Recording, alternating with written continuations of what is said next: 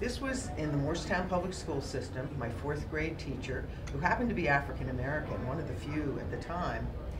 And she came to me and she said, you know, you could get straight A's every day of your life for the rest of your life if you just focused. I thought, well, that's really interesting. And she was right.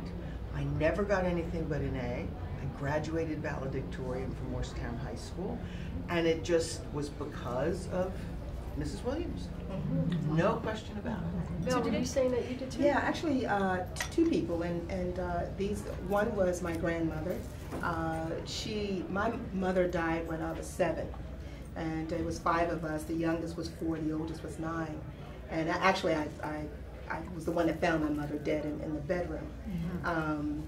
So my grandparents took the 5 of us in, and my grandmother left school when she was in the 5th grade because she lived in North Carolina, and during that time in the late 1800s, early 1900s, you just worked. And so she took us in, the 5 of us. Her husband, my granddad, was sick, and so in a period of 18 months, my grandmother lost her mother, then lost her daughter, which was my mother, and then lost her husband 6 months later. So in a period of 18 months, she lost 3 significant people in her life, but then had these 5 little children ranging from age 4 to 9 that she had to raise. And so one of the things that we were talking about, you know, who it is that you emulate, and women having strong role models. And sometimes we look at, you know, on-air personality, celebrities and all this, and sometimes it's sitting right there in front of you, people that you grew up with. And for me, it was my grandmother, because she really taught me a lot about perseverance and being strong in the midst of adversity.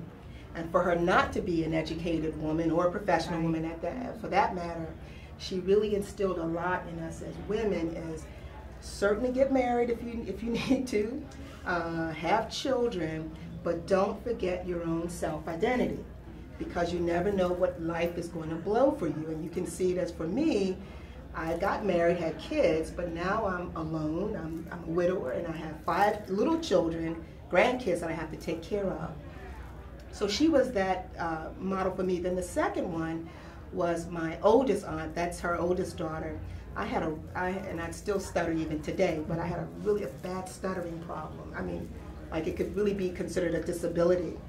And my aunt used to make me do public speaking, scared the bejeebies out of me because I didn't want to do all of that.